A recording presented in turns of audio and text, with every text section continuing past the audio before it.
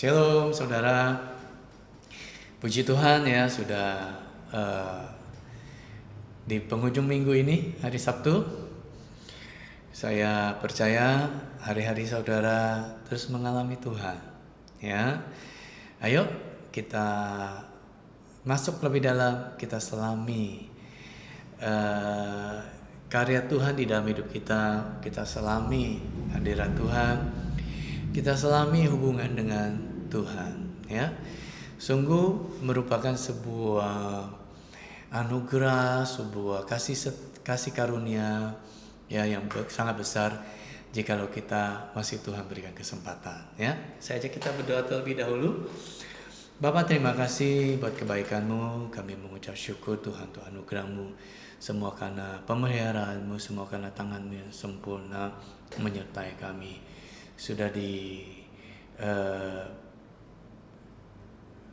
mendekati penghujung bulan April ini Tuhan, kami melihat karya tangan-Mu begitu nyata dalam kehidupan kami. Terima kasih, tuntun kami, pegang tangan kami, dan sertai jalan kami Tuhan.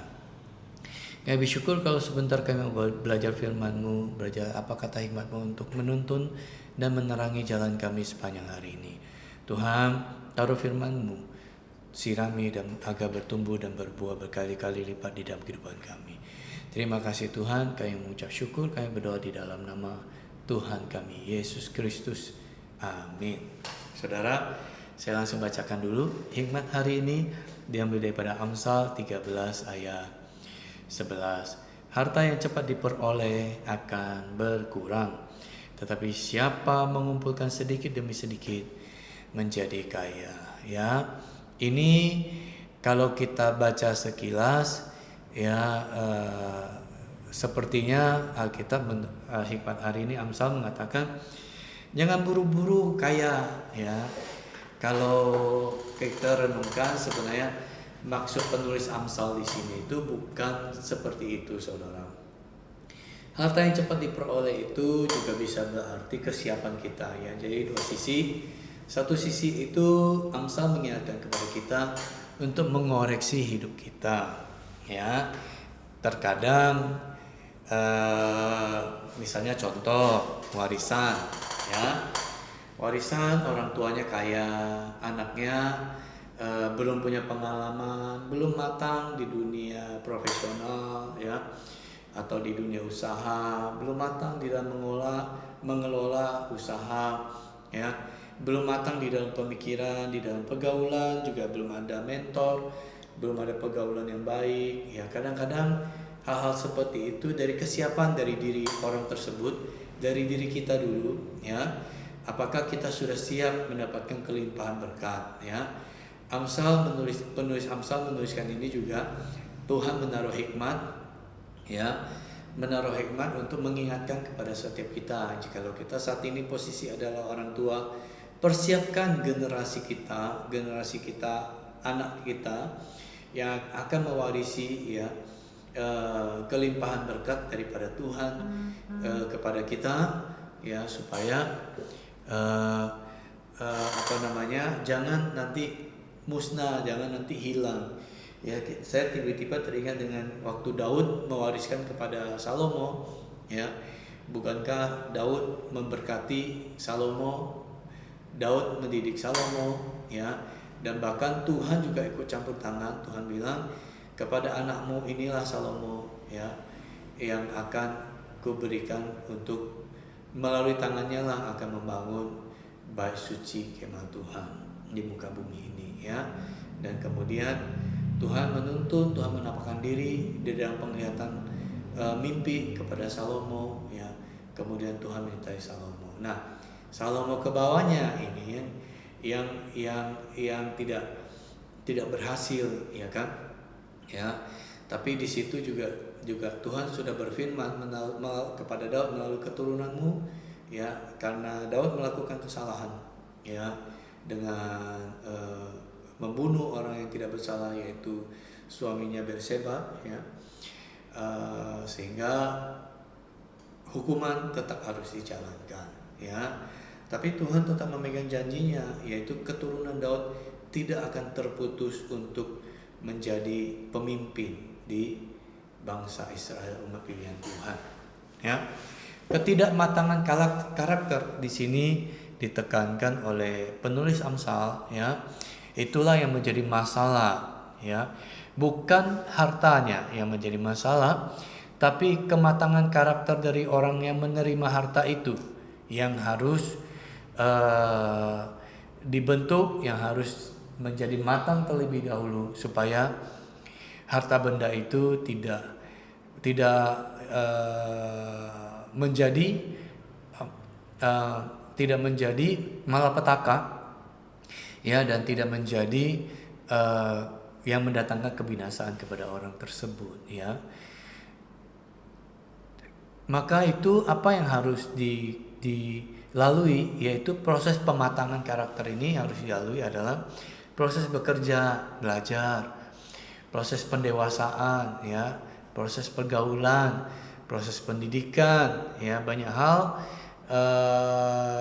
yang dapat ditempuh oleh orang itu, oleh anak-anak kita misalnya, ya, yang sudah menjadi orang tua saat ini, ya, adalah proses pematangan itu di dalam cara berpikir, di dalam pergaulan, ya.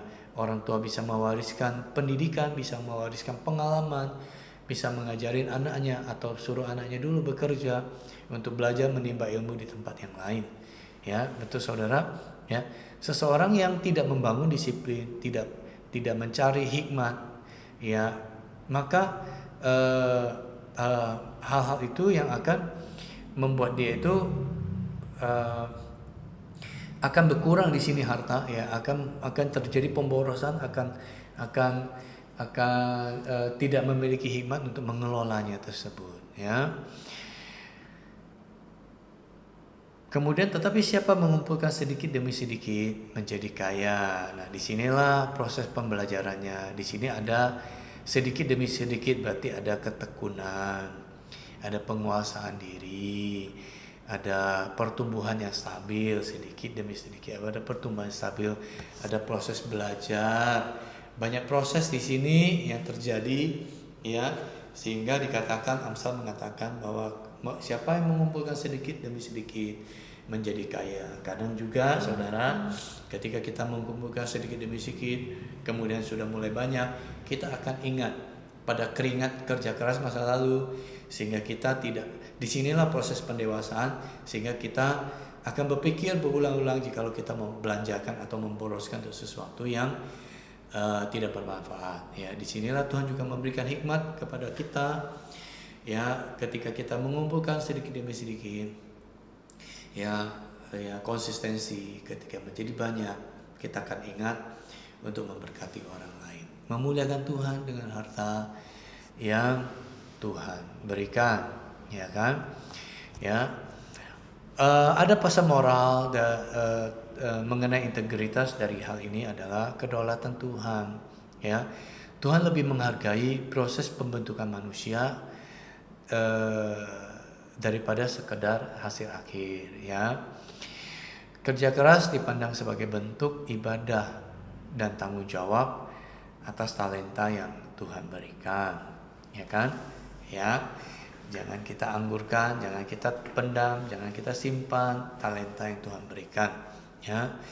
Kekayaan yang kita dapat dari hasil jerih payah dikumpulkan sedikit demi sedikit, ya, dengan hasil tangan kita, dengan keringat kita, itu pasti memberikan satu kepuasan, ya, yang tidak bisa kita beli, ya, dengan hasil, dengan uang, ya.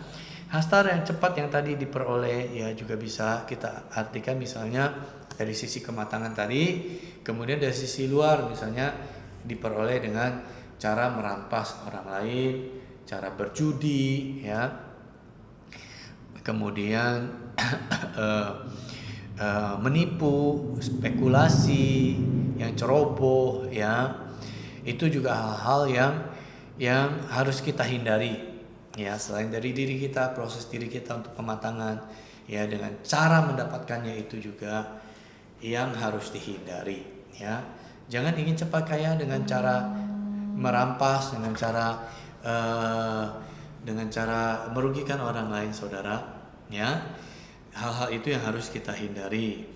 Kemudian kesimpulan apa yang bisa kita pelajari dari Amsal 13 ayat 11 ini, ya. Amsal 13:11 ini mengajak kita untuk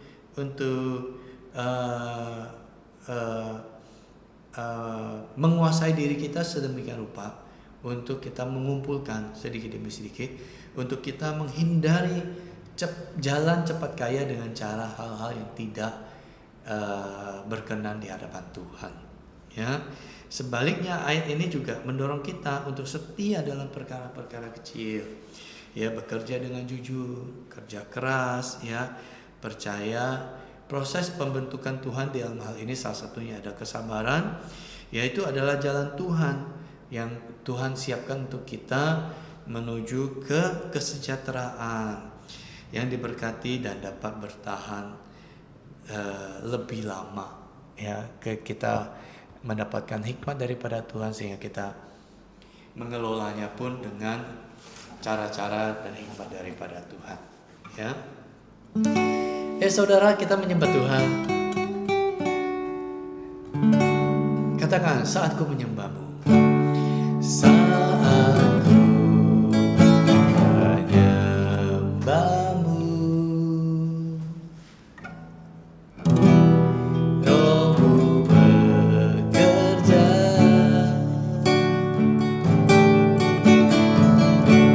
Saat ku memujimu, Kau bertata di atas pujian. Ku angkat hatiku, ku pandang kekudusan-Mu. Saat ku sembah, ku pujimu, ku rasakan kehadiran-Mu Tuhan. Engkaulah gunung batu kami, Engkaulah kota benteng kami. Oh Tuhan, mulialah nama-Mu, mulialah nama-Mu atas hidup kami. Yesus, kami ingin menyanyi-Mu, menyembah-Mu. Saat ku menyembah-Mu, Rohmu bekerja.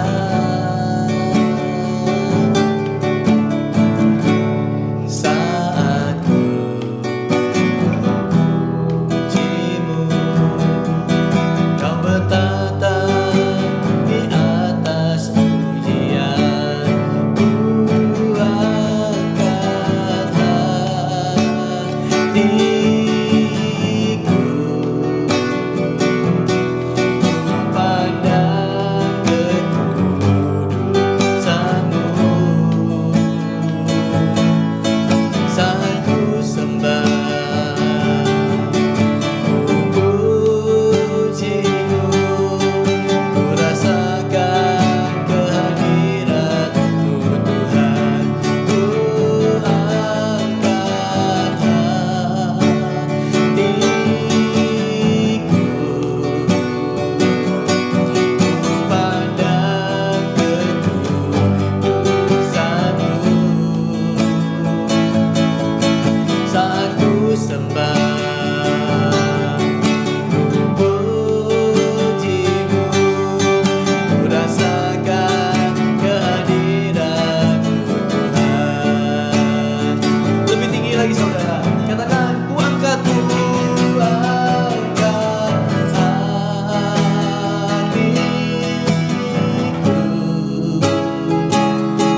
ku pandang kekudusan-Mu.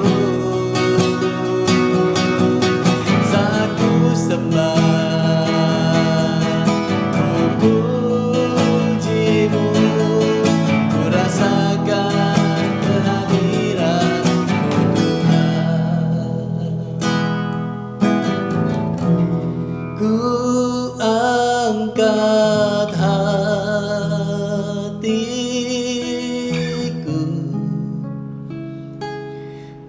pandang kekudusanmu.